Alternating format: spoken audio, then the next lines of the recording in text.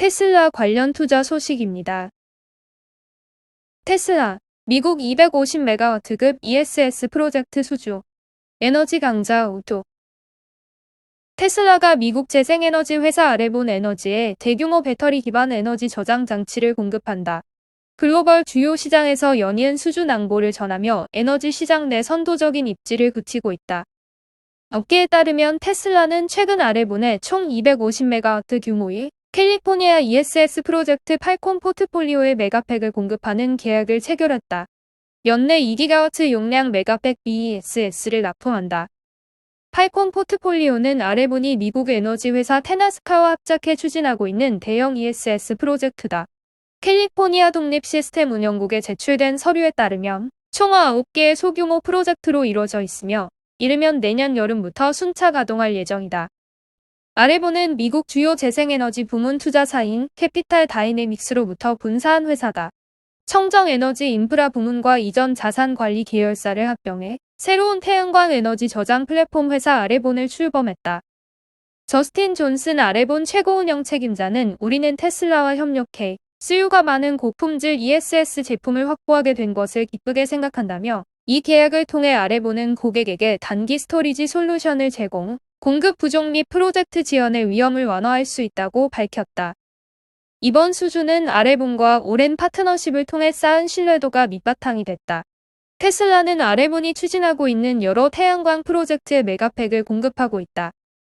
캘리포니아 옥스나드의 세티코이에 구축돼 지난 6월 가동을 시작한 100메가와트 규모 아레본의 ESS 프로젝트에는 테슬라의 3메가와트시 용량 메가팩 142개가 사용됐다.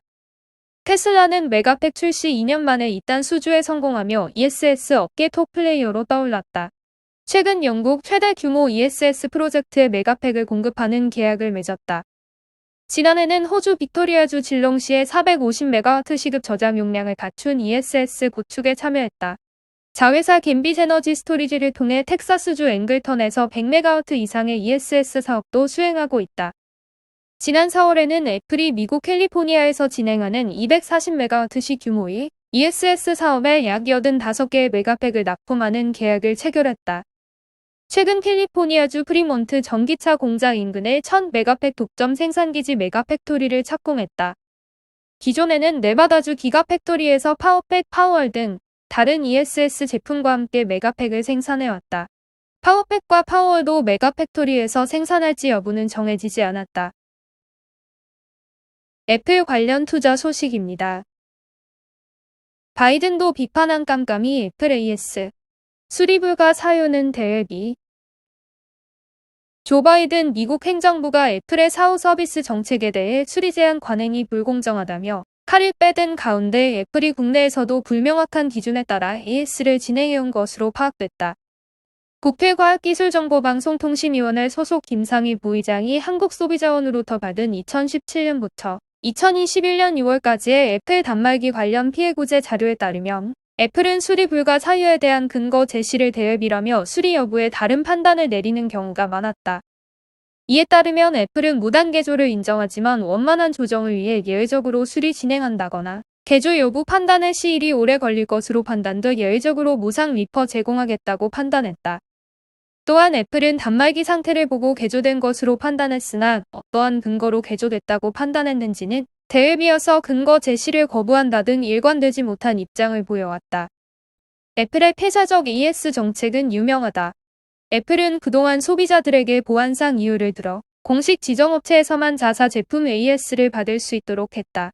사설 수리점을 이용할 경우 보증기간을 일방적으로 무효화하기도 했다.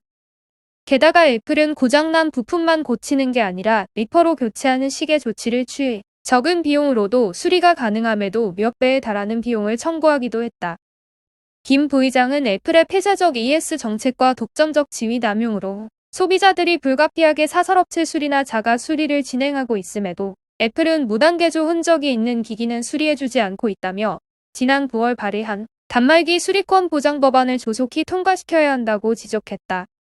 미국도 최근 애플의 폐쇄적 AS에 대해 칼을 빼들었다. 백악관이 애플의 AS 정책이 소비자의 자가 수리 선택권을 침해한다고 경고하고 나서면서다. 특히 바이든 대통령이 직접 나서 애플의 폐쇄적 AS 관행이 소비자 선택권을 제한하고 시장의 불공정 거래를 초래한다고 지적했다. 이에 바이든 대통령은 미국 연방거래위원회에 소비자 수리권 보장을 포함하는 포괄적 행정명령을 지시했다. 이 조치에는 기업 간 경쟁을 강화해 소비자와 근로자가 낮은 가격과 높은 임금을 누릴 수 있게 하는 총 72개 계획이 담겼다. 바이든 대통령은 행정명령에 서명한 후 발표한 성명에서 지난 40년간 대기업들에게 많은 권력을 쥐게 하는 실험을 해왔지만 실패했다며 이제 아래와 중간층으로부터의 성장으로 회귀해야 한다고 강조했다. 이어 독점 대기업들의 폭력적 행위에 대해선 더 이상 관용은 없다. 근로자와 소비자에게 적은 선택지를 주는 나쁜 합병을 더 강력히 없애야 한다고 말했다. 니콜라 관련 투자 소식입니다. 니콜라, 북미 전역 수소연료 충전소 건설 속도. 미국 수소 트럭 전문기업 니콜라가 북미 전역에 수소연료 충전소를 건설하고 운영하기 위해 오팔과 양해각서를 체결했다고 미국 IT 매체 엔가젯이 보도했다. 오팔은 미국의 포티스타 포트폴리오사로 재생 가능한 천연가스 생산과 유통 등을 담당하고 있다. 오팔은 지금까지 재생 가능한 천연가스 스테이션을 350개 이상 건설해왔다. 예비 협약에 따라 두 회사는 수소연료 전지 자동차 채택을 가속화하는 데 필요한 기술을 공동 개발하기 위해 노력한다. 더불어 재생 가능한 천연가스 사용을 연구할 계획이다. 이를 통해 니콜라는 주유소에서 공급하는 수소의 탄소 강도를 비용 효율적으로 줄이고 배출 제로 차량으로의 전환을 시작하며 지속 가능성이란 목표를 달성할 계획이다. 일단 이들은 대중들이 이용할 수 있도록 하는 것이 타당한지를 검토하기 위해 민간 해운 회사들을 위한 인프라에 초점을 맞출 예정이다. 대중이 이용할 수 있는 수소 충전소 설립 기회를 확인하고 평가한다는 목적이다. 니콜라는 현재 북미 시장을 위한 수소연료 전지 트럭 트레를 2023년 출시를 앞두고 있다. 내년부터 본격적인 생산에 들어갈 방침이다. 트레는 이탈리아 상용차 브랜드 이베코와 합작해 만든 것이다. 한편 엔가젯은 니콜라의 이러한 발표가 연방검찰이 니콜라 창업자 트레버 밀턴을 사기 혐의로 기소한 지 몇 달 만에 나온 것이라고 전했다. 특히 현재 미국 증권거래위원회는 밀턴이 시장 시세보다 4배나 낮게 수소를 생산하고 있다고 허위 주장했다며 조사 중이라고 보도했다. 리비안 관련 투자 소식입니다.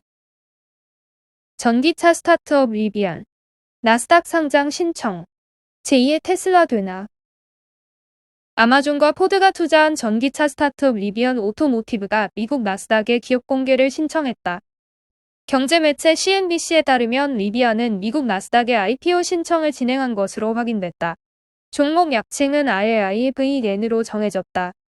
IPO 신청 서류에서 리비안은 올 상반기 매출이 전혀 없이 9억 9,400만 달러의 순손실을 기록한 것으로 나타났다. 지난 2020년에도 리비안의 단기 순손실은 10억 달러가 넘었다.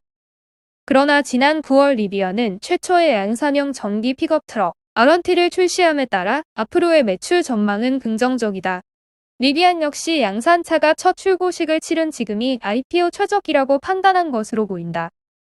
리비안은 테슬라, GM 그리고 포드보다 먼저 전기 픽업 트럭 시장에 진출했다고 자평하며 올 연말에는 7인승 전기 SUV 차량인 아런S 출고를 앞두고 있다고 밝혔다.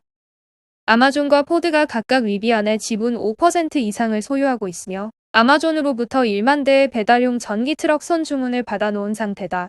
때문에 이번 전기차 양산에 거는 기대가 큰 상황. 지난 2009년 메인스트림 모터스로 시작한 리비안은 2011년 회사명을 리비안으로 바꾼 후 10년 만에 첫 양산 차량을 출하했다. 현재 약 6,200명의 임직원이 근무하고 있으며 본사는 캘리포니아주 어바인, 전기차 생산 공장은 일리노이주 노멀에 있다. 루시드 관련 투자 소식입니다. 국내 투자자들이 이번 달 미국 전기차 회사인 루시드그룹을 활발하게 거래한 것으로 나타났다. 해외 주식 중에서 매수 결제 규모로는 4번째 위치했고 순매수 결제 규모로도 상위 10위 내에 속했다.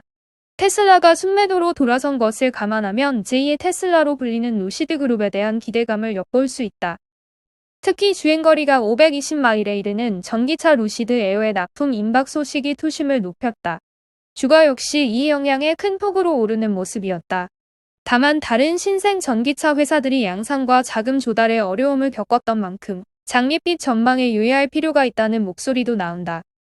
국외탁결제원 증권정보 포털 세이브로에 따르면 국내 투자자들은 이달 들어 루시드그룹을 3억 1,921만 달러어치 매수 결제했다. 이는 같은 기간 해외 주식 중에서 네 번째로 큰 규모다. 순매수 결제 기준으로는 6,292만 달러로 상위 9위에 자리했다. 매도도 많이 나온 것으로 그만큼 거래가 활발했다는 것을 의미한다. 루시드그룹이 세내 기주라는 점에서 이 같은 매수세가 주목된다.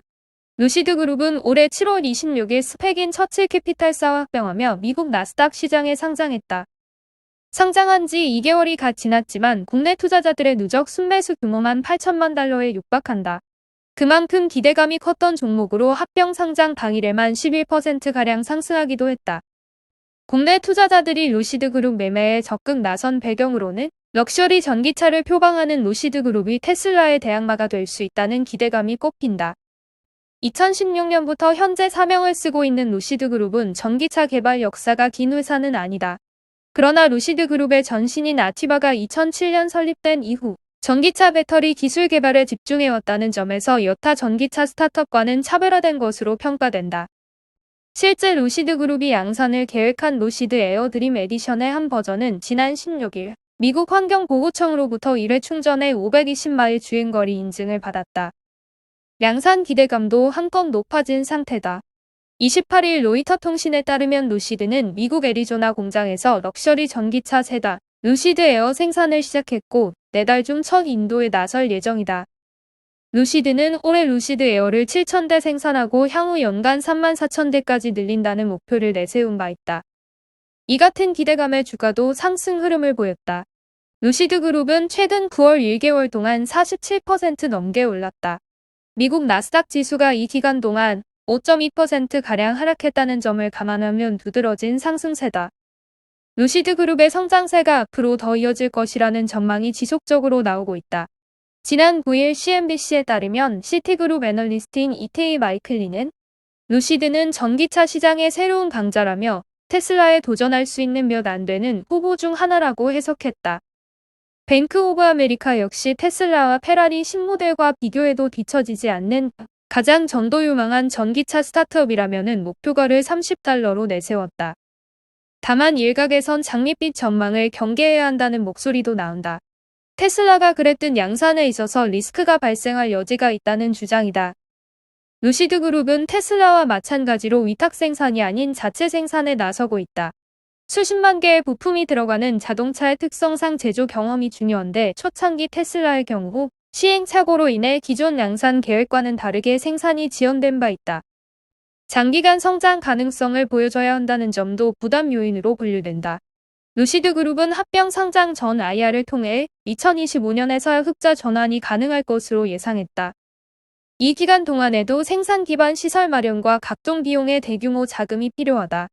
만일 성장 가능성을 보여주지 못한다면 적자폭 확대야 자금 조달 이슈가 발생할 가능성을 배제할 수 없다는 것이다.